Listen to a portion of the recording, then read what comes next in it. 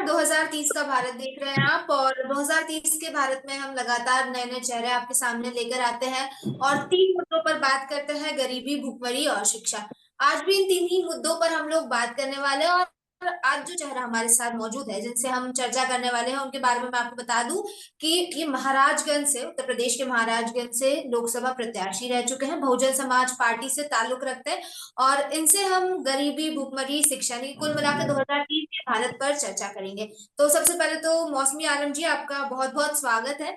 आप हमारे साथ इस चर्चा में जुड़े। शुरुआत करते हैं, और सबसे पहला और सबसे अहम सवाल मैं आपसे बहुत बहुत पूछना धन्यवाद। चाहूंगी जी, क्योंकि जैसे कि हम 2030 के भारत पर बात कर रहे हैं, मैं आपसे जानना चाहती हूँ कि आपके नजरिए में 2030 तक आप भारत को कहाँ देखते हैं? जैसे देखिए 2030 का जो भारत है उसके लिए सबसे मेन चीज तो ये है कि जो पॉलिटिकल एजेंडे हैं, जो भी पॉलिटिशियन है, उनके एजेंडे चेंज करने होंगे। आज हम लोग देख रहे हैं तो हमको जो दिखाई देता है वो ये है कि जो भाजपा है वो सरकार बनाने के लिए सिर्फ काम कर रही है। जो कांग्रेस गठबंधन है वो अपना अस्तित्व बचाने के लिए काम कर रही है। जो आप बोल रहे हैं कि भूखमरी, शिक्षा या बेरोजगारी, जितनी भी चीजें हैं, इसके ऊपर कोई भी पार्टियां ठोस तरीके से काम नहीं कर रही हैं। अगर यही स्थिति इन लोगों का रहा तो आगे का समय बहुत चिंताजनक होगा। और अगर हम लोगों ने इन एजेंडे को अगर जनहित में काम किया या अपने मुद्दों को चेंज किया तो जरूर आने वाला समय अच्छा होगा।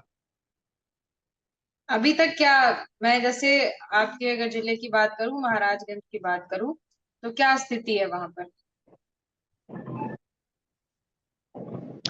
महाराजगंज में जो स्थितियां हैं वो, अगर मैं आपको बोलूं तो बहुत अच्छी नहीं है, क्योंकि वहां पे क्या है, शिक्षा का जो स्तर है वो बहुत पीछे है।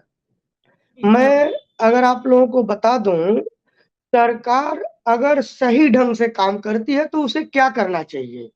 अगर मैं सरकार में होऊंगा कभी तो मैं जरूर इस पे काम करूंगा। आज के समय में अगर शिक्षा को बढ़ाना है तो आपको सबसे पहले, आज आप देख रहे हैं कि जितने भी आईएएस ऑफिसर हैं देश के अंदर, 85% से ज्यादा आईएएस ऑफिसर, ये सभी लोग जो है सरकारी स्कूलों से पढ़ाई करके आए हैं। आज सरकारी स्कूलों में जो सैलरी होता है स्कूल अध्यापकों का, वो 50,000 के आसपास होता है। लेकिन लोगों के अंदर इस बात की जागरूकता नहीं है कि जिस प्राइमरी स्कूल में 1,000 रुपया फीस दे के वो लोग पढ़ाते हैं, जहाँ पे टीचर 10,000 रुपया पगार लेता है, वो क्या पढ़ाई करेगा।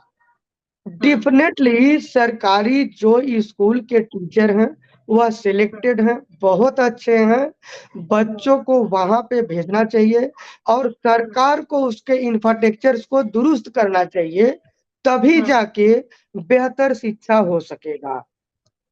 सर, आपने कहा कि सरकारी दूसरी चीज, स्कूल सर, आपने कहा सरकारी स्कूल्स जो है वहाँ के टीचर्स काफी ज्यादा अच्छे हैं और वहां पर भेजना चाहिए बच्चों को, ये बात आपने कही। लेकिन सवाल ये उठता है कि आखिर क्यों क्यों जनता सरकारी स्कूल्स पर भरोसा नहीं कर पाती? अगर हम बाहर उठ के निकले और किसी से भी बात करें तो मैं ये चीज कह सकती हूँ कि कोई भी पेरेंट अपने बच्चे को सरकारी स्कूल में भेजना नहीं चाहेगा जब तक कि उसकी बहुत मजबूरी नहीं होगी। तो आखिर ऐसी क्या वजह है? क्योंकि एक सरकारी चीज में तो जनता का भरोसा और ज्यादा होना चाहिए, लेकिन उसके मैं बावजूद सरकारी चीजों पर भरोसा नहीं हो पा रहा है।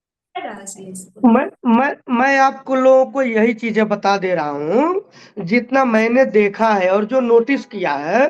मैं आपको बताऊं, मैं खुद सरकारी स्कूल से पढ़ाई किया हूँ और आज एक सक्सेसफुल बिजनेसमैन हूँ। एक जमीन स्तर से चढ़ के अगर मैं हजारों करोड़ की कंपनियां बना के रखा हूँ, एक पॉलिटिकल लीडर हूँ, तो डेफिनेटली मैं काफी सक्सेस हूँ। यही चीजें अगर सरकार जो है देश के अंदर बढ़ावा देती है, इन चीजों को लोगों के अंदर जागरूकता लाती है कि 85% से ज्यादा आईएएस ऑफिसर सरकारी स्कूलों से पढ़ाई किए हुए हैं। आपको जब आप वहां पे क्या सरकारी स्कूल में सिर्फ पढ़ाई होगी, आप चीजों को समझिए। लेकिन जब प्राइमरी स्कूलों जब आपको प्राइवेट स्कूलों की बात होती है तो वहां पे सिर्फ और सिर्फ बिजनेस होता है। जब हमको हमारा फाइनेंस एडवाइजर जब बात करता है तो हमको बोलता है कि सर आप एक काम करिए, एक अच्छा सा स्कूल बनाइए, पैसा आपको बोरा भर के मिलेगा। तो आज जो मेंटलिटी है लोगों की या बिजनेसमैनों की, या इन्हीं चीजों को बढ़ावा दे रहे हैं। हालांकि अगर सरकार चाहे एक जागरूकता अभियान चलाए कि सरकारी स्कूलों में बच्चों को पढ़ाना चाहिए, तो डेफिनेटली सरकारी स्कूल में बहुत अच्छे टीचर होते हैं और बहुत अच्छी पढ़ाई हो सकती है। ठीक है। तो सर और देश का सिर्फ जागरूकता अभियान चलाने से क्या लोग अपने बच्चों को सरकारी स्कूल में भेजने लग जाएंगे? जो सरकारी स्कूल के हालात है इस वक्त वो सुधर जाएंगे सिर्फ जागरूकता अभियान चलाने से? नहीं, उसका इंफ्रास्ट्रक्चर ठीक करना होगा। आज के समय में जागरूकता अभियान के साथ साथ में उसका इंफ्रास्ट्रक्चर ठीक करना होगा। उसमें भी और अच्छे लेवल पे टेक्नीशियन चीजें वहां पे डालनी होगी जिससे बच्चे वहां जा सके। बहुत सी चीजें देखिए हैं जो सर, आसानी से किया जा सकता है। एक चीज आपकी बात से ये समझ में आ रही है कि आप आज ये कह रहे हैं कि सरकार का सरकारी स्कूलों में ज्यादा बेहतर, सरकारी स्कूल ज्यादा बेहतर है प्राइवेट स्कूलों से, आप यही कह रहे हैं ना? तो इसमें मैं मैं आप अभी सुबह ही एक खबर पढ़ रही थी, हालांकि 3 दिन पुरानी खबर है महाराजगंज की। उसमें आदेश दिया गया था 1 साल पहले, जो वहां पर शिक्षा के अधिकारी हैं उनको आदेश दिया गया था कि शिक्षकों के ऊपर ऑनलाइन तरीके से निगरानी रखनी है। लेकिन 3 दिन पहले की खबर ये सामने है कि शिक्षकों के ऊपर बिल्कुल भी ध्यान नहीं दिया रहा है। जो स्कूल है, सरकारी स्कूल है, शिक्षक वहां पे उपस्थित ही नहीं है, तो बच्चों को पढ़ाएंगे क्या? ये हालात है मैं आपको एक बात बता देता हूँ, आप पहले समझ लीजिए। मैडम, मैं आपको बताता हूँ, सिर्फ महाराजगंज की बात नहीं, मैं पूरे देश में घूमता हूँ। ठीक है, करीब करीब देश के सभी जिलों में घूम चुका हूँ। मैं आपको एक बड़े जिम्मेदारी के साथ एक बात बता देता हूँ। आज जो सरकार है पूरी तरह से करप्ट सरकार है, और इनके जो लोग हैं वह अधिकारियों को उनके स्तर पे काम नहीं करने दे रहे हैं। जितने प्राइवेट स्कूल हैं ये किसके हैं? बीजेपी के लोगों के हैं। पुराने जो है वो कांग्रेस के लोगों के हैं। और जो गठबंधन में लोग जुड़ रहे हैं उनके हैं। तो उनको जब अच्छी फंडिंग आ रही है तो अधिकारियों को काम ही नहीं करने दे रहे हैं। जब आप अधिकारियों को काम ही नहीं करने दोगे तो फिर जो है आपको सरकारी स्कूलों का इंफ्रास्ट्रक्चर कैसे ठीक होगा? आपको मैं बता ऑपोजिशन रहा क्या हूँ, कर आप रहा है मेरे सर को वहां पे? गलत साबित कर दीजिए। आज देश के अंदर सरकार सरकार तो 85%। देखिए कुछ काम कर नहीं रही है, कहाँ पे? मान लीजिए ऑपोजिशन का भी तो कुछ भूमिका है ना। ऑपोजिशन क्या कर रहा है, विपक्षी दल क्या कर रहा है? अरे भाई, ऑपोजिशन कौन है? ऑपोजिशन भी तो वही है भाई। 10 साल तुम शासन करो, अगले साल मैं शासन करूंगा। देश मतलब के मिली अंदर भगत जो करके शासन जनता को है बेवकूफ वो बना क्या है? रहे हैं। 10 साल हमारा, 10 साल तुम्हारा। बिल्कुल की जनता को बेवकूफ बना रहे हैं। आज के समय सर, में देश के अंदर एक बड़े क्रांति की जरूरत है। आज देश में एक बहुत बड़े क्रांति की जरूरत है इन दोनों पार्टियों को बाहर निकालने के लिए। और मैं जरूर इसमें कोशिश करूंगा। और बहन जी भी बहुत अच्छे से इस स्किल के ऊपर काम कर रही हैं। आने वाले समय में हम लोग इसको बेहतर बनाने की कोशिश करेंगे। आप अगर न्यूज सर में अभी किसकी सुने बात कर रहे होंगे, हैं आप? नाम ले पाएंगे क्या? बहन जी किस को बहन डिनोट कर? मतलब बहन कुमारी मायावती जी की बात कर रहा हूँ। मैं बहुजन समाज मायावती जी पार्टी ने का। भी, सर देखिए बुरा मत मानिएगा, मायावती जी ने भी जब राज किया था उस वक्त के भी हालात आप बहुत बेहतरीन तरीके से जानते हैं। मैडम, मायावती जी तो अगर खुद ही, आप मैं आपको बताता हूँ, आप मेरे स्टेटमेंट सुन लीजिए जो चुनाव प्रचार के समय में मैंने इस्तेमाल किए हैं। मैं आपको बता देता हूँ, बहन कुमारी मायावती जी ने हर गांव में प्राइमरी स्कूलों को बढ़ावा दिया था। आपको अच्छी तरह से बात पता होगा। वो इसलिए दिया क्योंकि आज क्या हो गया जानती हैं आप? आज सरकारी स्कूल जो है ग्राम प्रधान के रिश्तेदारों के लिए अलर्ट है। शादी के लिए आपको फंक्शन करना है तो आपको सरकारी स्कूल में करना है। नेताओं का कोई फंक्शन करना है तो सरकारी स्कूल में करना है। तो यह सभी चीजें, इसके लिए तो स्कूल नहीं बने थे। स्कूल तो बिल्कुल शिक्षा के क्षेत्र को मतलब बढ़ावा देने के लिए बने थे। हम्म आज जो है बिल्कुल सर आज जो है, जो सच्चाई है जमीन की, आज आप लोग उसको दिखाइए। मैं आप लोगों का बहुत बहुत धन्यवाद देता हूँ कि आज आप भूखमरी शिक्षा के ऊपर आप बात कर रही हैं। मैं आपको भूखमरी की बात बता दूं, भूखमरी कहाँ से आती है। सबसे पहली चीज है भूखमरी कहाँ से। आज भाजपा बोलती थी कि मैं आपको 5 किलो राशन दे रहा हूँ, कांग्रेस ने उसको जवाब दिया कि मैं 10 किलो राशन दूंगा। मैं आपको बड़े जिम्मेदारी के साथ बता दूं, हमारे यहाँ जो गांव की औरतें होती हैं वो 5 से 10 किलो राशन भीख मांगने वाले भिखारी को दे देती हैं। अब जब इनको राशन देके वो उलझा रहे हैं, शिक्षा इनको दे नहीं रहे हैं, चीजों की महंगाइयां बढ़ा रहे हैं। जब आदमी कोई भी बच्चा जब शिक्षित नहीं होगा तो वो उसका डेवलपमेंट ही नहीं हो सकता है। डेवलपमेंट होने से हर चीजों को हम आसानी से कर सकते हैं। नीति आयोग की एक रिपोर्ट सामने आई है, मैं आपको बता रही हूँ सर। नीति आयोग की एक रिपोर्ट सामने आई है, उसमें महाराजगंज को प्रथम स्थान मिला है। 5 वर्षों में सरकार ने 3,42,72,000 लोगों को गरीबी से निकाला है। तो मतलब अब क्या माने इसको, ये बताइए। मैडम, गरीबी से निकाला है, किस स्तर पे निकाला है? गरीबी से नहीं निकाला, गरीबों को ही निकाल दिया है। ठीक है, तो कहाँ चले आप गए लोग सब? कुछ चीजें मतलब समझिए। महाराजगंज से हम सारे लोग गरीब हट राशन की गए। दुकान, मैडम सुनिए, नहीं नहीं, मैं आपको बताता हूँ क्या है, गरीबों को कैसे हटाया है आपको मैं बताता हूँ। राशन की दुकान पे 100 रुपए का राशन लेने के लिए 50 रुपए का पेट्रोल डाल के बाइक लेके आदमी जाता है राशन लेने को। आप समझ रहे हैं इस बात को? बाइक लेके 50 रुपए का तेल डाल के आदमी 100 रुपए का राशन लेने के लिए राशन की दुकान पे जाता है। इन्होंने क्या किया, उन लोगों के ऊपर राशन देना शुरू किया जो भाजपा के कार्यकर्ता थे, जो इनके लिए दलाली करते हैं। इन लोगों के नामों को डाल दिया और गरीबों को हटा दिया। अच्छा, मतलब सर आप ये कह रहे हैं कि गरीबी सरकार खत्म नहीं हुई। मतलब आप ये मान रहे हैं ना कि सरकार ने कुछ नहीं किया। आपको सरकार का क्या काम दिखाई देता, आप मेरे को बता दीजिए। मुझे महंगाई के अलावा कुछ भी नहीं दिखता है। मतलब आप ये मान रहे हैं कि सरकार ने जनता के भले के लिए आज भी सरकार ने ना पक्ष ने ना विपक्ष ने, ये चीज आप कह रहे हैं ना। आपने ये कहा था कि कुछ ऑपोजिशन और जो सरकार सत्ता में बैठी है दोनों मिलकर के काम कर रहे हैं। 10 साल आप 10 साल में, है ना? ये चीज, ये आपके शब्द थे, मैं मतलब मानू इस चीज को, है ना? ऐसे ही है ना मैडम, ऐसे ही है बिल्कुल। आप आगे भी देखिए, अभी सरकार ज्यादा से ज्यादा 6 महीने के अंदर चेंज हो जाएगी। ठीक है सर, आपकी बात मान लेते हैं। अगर आपने कह रहे कि सरकार ने कुछ नहीं किया, ना सत्ताधारी पक्ष कुछ कर रहा है ना विपक्ष कुछ कर रहा है, तो देखिए सरकार तो कुछ नहीं कर रही। ठीक है, अब ये बात मान लेते हैं। इतने साल हो गए, 75 साल हो गए आजादी को। आजादी के बाद से यही चीजें लगातार चली आ रही है। कोई भी सरकार आए तो धरातल पर काम होते हुए दिखाई नहीं दे रहा। तो सरकार पर तो एक तरह से मुझे लगता है कि हमें आंख बंद करके डिपेंड रहना छोड़ देना चाहिए ना। फिर अगर सरकार कुछ नहीं कर रही है तो फिर आम जनता क्या कर रही है? अगर मैं आपसे पूछूं, जैसे आपने कहा कि आपका करोड़ों का बिजनेस है ना, करोड़ों की कंपनियां आपने खोल रखी है, मैं तो आपके द्वारा मैं आपको आपके हाँ, द्वारा इस दिशा में मैं दिया है अभी मैं हाँ, मैं आपको बता देता हूँ। मैं महाराजगंज के अंदर अभी 5.5 एकड़ जमीन लिया चुनाव हारने के दूसरे दिन, और उसके अंदर मैन्युफैक्चरिंग यूनिट को, इंडस्ट्री को बैठाने के लिए मैंने उसका डॉक्यूमेंटेशन कर रहा हूँ। नवंबर के महीने में उसे चालू करूंगा।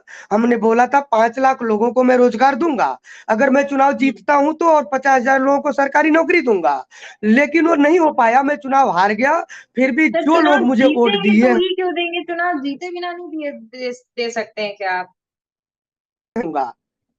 मैं उस जैसे दिशा में आपने काम कर कहा रहा हूँ। कि भारतीय जनता पार्टी या कोई भी ऑपोजिशन पार्टी जो है वो 5 किलो राशन दे रही है, 5,000 रुपए दे रही है, तो दूसरा वाला 10,000 रुपए दे रहा है। आप भी तो वही कर रहे हैं कि मैं जीतूंगा तो मैं इतनी नौकरियां दूंगा, बिना जीते देके। हाँ, मैं तो बिना जीते दिया हूँ। आज के डेट में मेरे पास 2000 से ज्यादा वर्कर काम करते हैं। आज के डेट में फैक्ट्री जो आप एस्टेब्लिश कर रहे हैं उसकी 2000 बात कर रही हूँ। क्या चीज? तो सरकारी जो नौकरी आपने मेरे सिग्नेचर से तो होगा नहीं ना। सरकारी नौकरी तो मेरे साइन से नहीं होगा, मैं तो प्राइवेट हाँ। नौकरी ही दे सकता हूँ लोगों को, वो तो मैं दे रहा हूँ, इंडस्ट्री बैठा रहा हूँ, इंडस्ट्री के अंदर लोगों को कारोबार दूंगा, अभी वो दे रहे मैं हैं तो वही सबूत करूंगा, वो मैं कर रहा हूँ। बिल्कुल ठीक है, वो चीजें सामने दिख रही हैं। लेकिन जब हम जैसे आपके जिले की बात कर रहे हैं, महाराजगंज जिले की बात कर रहे हैं, जैसे ही आप खुद जब आप पढ़ते होंगे, न्यूज अपडेट्स पढ़ते होंगे, तो आप महाराजगंज के बारे में अगर जानने की कोशिश करेंगे ना, तो उसमें साफ दिखा रहा है कि महाराजगंज आज की डेट में सबसे बेहतरीन बन चुका है। शिक्षा के क्षेत्र में, गरीबी के क्षेत्र में नीति आयोग की रिपोर्ट बता रही है। आप कह रहे हैं कि कुछ भी नहीं हो रहा है, तो यहाँ ये जनता सब तो असमंजस में फंसी। ये आयोग किसका है? आयोग को मॉनिटरिंग कौन करता है? वही मैं कह रही हूँ कि नीति ये आयोग पे चलिए सभी आयोग, भरोसा कोई कर नहीं रहा है। आपको सुनिए ना मैडम, आप सुनिए ना, आप लोग यह बात बढ़िया से जानते हैं, जहाँ पे सीएम तक सेफ नहीं है जिस देश के अंदर, भ्रष्ट है, नो डाउट भ्रष्ट है, लेकिन अगर सीएम जेल में चला जाता है, सभी आयोग जो है सरकार इस्तेमाल कर रही है, तो नीति आयोग भी तो पूरी तरह से सरकार के कंट्रोल में है, वो सही काम कैसे कर सकती है? आप जमीन पे घूमिए, सुनिए, मैं आपको बताता हूँ, मैंने पूरे जिम्मेदारी के साथ जितने भी न्यूज दिए हैं, सभी वाइट्स के अंदर मैंने बताया है कि आप मेरे साथ घूम लीजिए, मेरी गाड़ी अगर आगे चलेगी तो पीछे की जो गाड़ियां हैं वो धुंध से दिखाई नहीं देती हैं। यह है रोड का वहां पे इंफ्रास्ट्रक्चर। हर साल जो है कम से कम हजारों एकड़ गेहूं की फसल जलती है महाराजगंज के अंदर। मैंने डीएम साहब को बोला कि गेहूं की फसल तैयार होने से पहले आप नहरों में पानी छोड़ दीजिए, मानसून ठंडा हो जाएगा, और अगर मानसून ठंडा नहीं भी हुआ, आग लग भी गया, तो उस पानी की मदद से गांव के लोग आग को बुझा लेंगे। लेकिन उन्होंने ऐसा नहीं किया। आज हजारों एकड़ खेतियां जल जा रही हैं, आप बोल रही हैं कि वहां पे सरकार ने काम किया है। अब बताए वो जो हमको, अब देखिए सामने जो नीति आयोग की रिपोर्ट से आंका जा रहा है, उससे तो ये समझ में आ रहा है, लेकिन वास्तविक स्थिति जानना था, इसलिए हम आपसे जुड़े, आपसे जान रहे हैं। चलिए मान लीजिए कि आप चुनाव जीत गए, मायावती जी बहन की सरकार आ गई, उसके बाद महाराजगंज को कैसे बदलेंगे? क्योंकि अभी तो हालत बद से बदतर है, हर जगह महाराज हाहाकार सुन मचा लीजिए, हुआ है। मैं आपको बड़े जिम्मेदारी के साथ एक बात बता देता हूँ। महाराजगंज डिस्ट्रिक्ट बनने के बाद वहां पे आपको पता है मुख्यालय नहीं था। बहन जी की सरकार, बहन जी की जब सरकार बनी, हमारे यहाँ पे एक भी एमएलए उनका नहीं था, एक भी एमपी उनका नहीं था। कभी भी बसपा का एमपी आज तक नहीं हुआ महाराजगंज में। जो महाराजगंज के अंदर में अगर बहन कुमारी मायावती जी के विकास कामों को अगर हटा दिया जाए, तो 5 भी ऐसे बिल्डिंग नहीं है जो किसी दूसरी सरकार ने किया हो। यह महाराजगंज की स्थिति है। अभी शिक्षा के क्षेत्र की अगर आप बात करेंगी, तो बहन कुमारी मायावती जी की सरकार में आप लोगों ने देखा होगा, उर्दू अरबी जो यूनिवर्सिटी है लखनऊ के अंदर, वो बहन कुमारी मायावती जी ने बनाया था। उनके सरकार में हाँ, ये लखनऊ में जो है बहन कुमारी मायावती जी ने बनवाया है। ठीक है, इसके बाद मैं आपको बता देता हूँ, आपको नहीं लगता सर कि समुदाय स्पेसिफिक पार्टी चली जाती है? नहीं ऐसा नहीं है। देखिए समुदाय पर नहीं, फोकस कर लेना। आपको मैं बताता हूँ, बहुजन समाज पार्टी का जो नारा है, सर्वजन हिताय सर्वजन सुखाय, और इसके ऊपर पार्टी ने काम किया है। आज तक जितने टिकट दिए एमएलए एमपी या किसी के लिए, सभी के लिए दिया है। इसके अलावा जब सरकार बनी तो मिनिस्ट्री में भी सबको इन्वॉल्व किया है। कोई भी ऐसा धर्म और जात का आदमी नहीं है जो इस पार्टी में नहीं होता था, भाजपा की तरह। ठीक है, तो इसको जो है ना सिर्फ बदनाम किया जाता है, क्योंकि सबको पता है कि बहन कुमारी मायावती जो है वो दलित समाज की हैं। अगर वह देश की मुख्यमंत्री या प्रधानमंत्री बनती हैं, तो आज के समय में जो लोग हैं, जो अलग अलग पार्टियों के लोग हैं, ये लोग उसको एक्सेप्ट नहीं करना चाहते हैं कि एक दलित समाज की महिला जो है आज जो है मतलब प्रधानमंत्री बने। नहीं तो मैं आपको बता देता हूँ, जो इन्होंने अभी इस चुनाव में जो गलतियां हुआ, उत्तर प्रदेश में जो है मतलब उत्तर प्रदेश में संविधान खतरे में था। लेकिन बाकी के स्टेट में संविधान खतरे में नहीं था, वहां पे इस मुद्दे को नहीं बढ़ाया गया। संविधान खतरे में होने की बात सुन के दलित और मुस्लिम डरता है, और उस डर का इन्होंने फायदा उठाया। बहन कुमारी मायावती जी को इसका खामियाजा भुगतना पड़ा। हम लोगों ने बहुत मेहनत किया, लेकिन उस मेहनत के साथ साथ में संविधान के खतरे का जो डर था लोगों के अंदर, उसको निकाल नहीं पाए। लेकिन आज वह सभी वोटर इस बात से पछता रहे हैं कि उनसे गलती हुई है। आगे चल के वो सभी लोग हमारे साथ हैं। आगे हम लोग 2027 में बहुत अच्छा करेंगे। आज आप देख रही होंगी, कल कल परसों का एक मोदी जी का एक ये था, माननीय प्रधानमंत्री जी ने बताया कि अगर स्टाफ टाइम पे ड्यूटी नहीं आता है तो उसका आधा हाजिरी लगाया जाएगा। तो भी आपने कुछ न्यूज़ नहीं हो देखा रहा है सर रहेगा। वहां पे। नहीं, सुन तो तो भी तो कुछ लीजिए, नहीं हो रहा है। मैडम सुन तो लीजिए, पूरी बात तो सुन लीजिए। आधा हाजिरी देने की बात उन्होंने किया, लेकिन आपको पता होगा जब बहन कुमारी मायावती जी की सरकार थी, आपका पूरे स्टेट के अंदर 10 बजे की ड्यूटी है तो ऑफिसर जो है 9:30 बजे गेट पे खड़ा मिलता था। ये था बहन कुमारी मायावती जी का सरकार चलाने का तरीका। अच्छा, तो आप समझिए। चलिए, आप मायावती जी की बहुत तारीफ कर रहे हैं। मैं एक चीज आपसे जानना चाह रही हूँ कि बहुत पढ़ी लिखी हैं, आपने तारीफ की, बहुत अच्छा काम भी करती हैं, तो भी भाषण देते वक्त तो पढ़कर भाषण देती हैं, इसके पीछे की क्या वजह है? देखिए क्या होता है, उनका जो भाषण है, स्पीच देना, लिख के बोलना, दरअसल क्या होता है कि बहुत से लोग ऐसे होते हैं जो बात करते करते थोड़ी सी बातें इधर उधर जाती है और लाइन अप नहीं हो पाता है। तो बहन कुमारी मायावती जी की सोच एकदम क्लियर है कि जो हमारा संदेश लोगों के पास जावे वह पूरी तरह से निरीक्षण करके ही जावे, कोई गलती न हो। उन्होंने डॉक्यूमेंटेशन को बहुत ज्यादा प्रायोरिटी दिया हुआ है शुरू से लेके आज तक, और इसीलिए वह जो डॉक्यूमेंटेशन पे भरोसा करती हैं और वह देखकर बोलती हैं। सर, आप चुनाव लड़े थे ना इस बार, हम्म हम्म तो हार गए, हाँ तो जीत क्यों नहीं पाए? सर, काम किए होते तो जीत जाते। मैडम, काम आदमी कैसे करेगा? आप पहले समझ लीजिए, मेरे यहाँ पे काम काम करने के लिए कैसे तो पहले करेंगे? मुझे, मैं आपको बता रहा हूँ ना, मुझे महाराजगंज जिले में काम करने के लिए तो पहले मुझे कमाना पड़ेगा ना, और कमाने के लिए महाराजगंज में इंडस्ट्री नहीं है।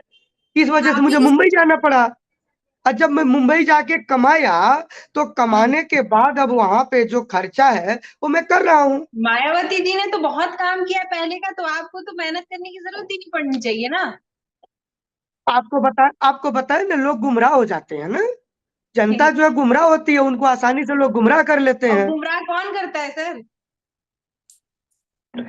जो चोर बदमाश लोग हैं वही लोग करेंगे। गुमराह आपको पार्टियां ही अच्छी तरह से करती हैं। पता होगा, ईमानदार आदमी कभी किसी को गुमराह नहीं करता। आप बढ़िया से बात को समझ लीजिए, आप कह साइकोलॉजिकल चीजें हैं। चुनाव कह रहे जनता गुमराह हो जाती है। इस बार उत्तर प्रदेश का जो लोकसभा चुनाव का नतीजा आया है उसमें साफ समझ आ रहा है कि जनता को गुमराह किया गया है या नहीं। ऐसे कैसे आप कह रहे हैं जनता गुमराह हो जाती है? नहीं नहीं, गुमराह तो हुई है, पूरी जनता जो है गुमराह हुई है। कैसे आपको गुमराह? संविधान का डर दिखाया गया, जबकि जो पार्टी संविधान की डर दिखा रही है, आपको अच्छी तरह से पता होगा कि कम से कम करीब करीब 100 टाइप ऑफ जो है ना संविधान में छेड़छाड़ कांग्रेस सरकार में 70 साल में किया गया है, जबकि भाजपा के सरकार में 10 बार छेड़छाड़ किया गया है। फिर भी संविधान का खतरा दिखा रहे हैं वो लोग। वो ठीक है तो सर, आप चलिए, अब बताइए। मैं मान ली कांग्रेस पार्टी खराब है, भारतीय जनता पार्टी खराब है। मैं एक चीज आपसे जानना चाहूंगी, आज की डेट में अगर बहुजन समाजवादी पार्टी को पूरा देश संभालने का जिम्मा मिल जाए तो क्या आपको लगता है कि आपकी पार्टी पूरा देश संभाल पाएगी? क्या उस लेवल पे मैं, पहुंच चुकी है कि पूरा देश संभाल मैं, पाएगी, और भी मैं, पार्टियां काम नहीं कर पा रही हैं उससे भी अच्छा आप काम करके दिखाएंगे? मैं आपको 100% पूरी जिम्मेदारी के साथ और पुरानी सरकार चलाने के नतीजों को सामने रखकर आपको बता सकता हूं कि बहन कुमारी मायावती जी से बेहतर सरकार चलाने के लिए हिंदुस्तान में कोई लीडर है ही नहीं। सर, सभी पार्टी के नेता यही बोलते हैं। देखिए, आप मैडम आपने पार्टी के देखा नेता हैं होगा, तो ऐसे मैडम ही तारीफ कर रहे मैडम हैं। आपने आपने 2007 के बाद से जो बसपा की सरकार जब रही है तो आपने देखा होगा कि किस तरह का गवर्नेंस था देश के अंदर, स्टेट के अंदर। एक भी दंगे फसाद नहीं हुए, कोई जातिवाद नहीं हुआ, सभी धर्म के लोगों को सम्मानित किया गया। हर क्षेत्र में जो प्राइमरी स्कूल है उनको हर गांव में बनाया गया।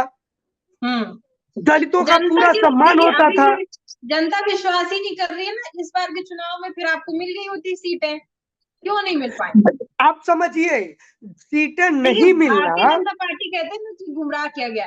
भारतीय जनता पार्टी का राम मंदिर के नाम पे लोगों का वोट, लेकिन आप देखिए युवा वोटर हमेशा उसी को वोट देगा जिसको समझ पाएगा कि नहीं हमारे लिए काम कर रहे हैं। आपने भारतीय जनता पार्टी को देखा उत्तर प्रदेश में कैसे डगमगाई बीजेपी की स्थिति। मैं ये कह रही हूँ कि जनता को कोई गुमराह नहीं कर सकता। अगर जनता को विश्वास हो गया कि हमारे लिए मायावती जी ऐसा कर सकती हैं, तो मायावती जी को पहले कुछ करके दिखाना होगा। जैसा आप कह रहे हैं कि उनके और कितना आप बताइए मुझे, और कितना दिखाने की जरूरत है? 4 बार सीएम रही है, 4 बार सीएम। जनता जो है, जनता अगर नहीं चुनी है तो उसमें जो है ये चोर बदमाश लोग जो हैं, इन लोगों ने उनका मिसयूज किया, उनको गुमराह किया। आप समझिए ना चीजों को। संविधान का खतरा है क्या? आप जो पढ़ी लिखी हैं, आप संविधान को जानती हैं। संविधान बदला जा सकता है क्या देश का? पूरी क्रांति आ जाएगी देश के अंदर। देश के अंदर इतनी क्रांति आ जाएगी कि रोड पे लोग खड़े हो जाएंगे। बसपा खत्म नहीं हुई है, संविधान को कभी मिटाया नहीं जा सकता है देश से। और इस बात का डर दिखाकर लोगों को, अनपढ़ लोगों को गुमराह किया गया। चलिए, मायावती जी की आपने बहुत तारीफ करी। मायावती जी के बाद आपके सबसे पसंदीदा नेता किसको आप मानेंगे, ये बताइए। अगर मायावती जी के पास अगर किसी नेता को अगर मानने की जरूरत है तो मैं आपको बताता हूँ, ममता बनर्जी जो है एक अच्छी लीडर है, सच्चाई के लिए हमेशा लड़ती है। उत्तर प्रदेश में अगर मैं फोकस कर लूं तो उत्तर प्रदेश में तो कोई भी लीडर नहीं है। कोई भी उत्तर प्रदेश के अंदर जो भी लीडर है वो सिर्फ धार्मिक है। उनको धार्मिक होने के अलावा और कुछ भी नहीं करना है। आज के समय में जितनी भी पार्टियां हैं वो सभी पार्टियां और सभी लीडर वो अपने अस्तित्व की लड़ाई लड़ रहे हैं। जनता के लिए कोई लड़ाई नहीं लड़ रहा है। जमीन के ऊपर कोई भी जनता की लड़ाई नहीं। आप लोग जीते और जनता के लिए बहुत कुछ करें। मैं आपको यकीन दिलाता हूं, आने वाले समय में मैं जरूर जीतूंगा। और सभी नेता दिलाते हैं। बहुजन समाज पार्टी को पूरी मजबूत करूंगा और देश के अंदर उसको हर जगह पे ज्यादा से ज्यादा सीटें जितवा के सरकार में लाऊंगा। योगदान दे पाएंगे, मुझे ये बता दीजिए। किसमें? 2030 के भारत के लिए आप क्या योगदान कर पाएंगे अपनी देखिए, 2030 के भारत के लिए मैं सरकार को चिट्ठियां लिख रहा हूं कि आप लोग सरकारी स्कूलों के इंफ्रास्ट्रक्चर को डेवलप करिए जिससे शिक्षा बेहतर हो। बताइए सर, सरकार को साइड हटाइए, अभी सरकार तो कुछ नहीं कर रही। इंडिविजुअल जो है, आप समझ लीजिए, मैं एक इंडस्ट्रियलिस्ट हूँ, मैं इंडस्ट्री को बढ़ावा दूंगा। और इसके अलावा जो मेरे पार्टी के लोग हैं या जितने भी हैं उनकी सदस्यता बढ़ाई जाएगी, उसके ऊपर काम किया जाएगा।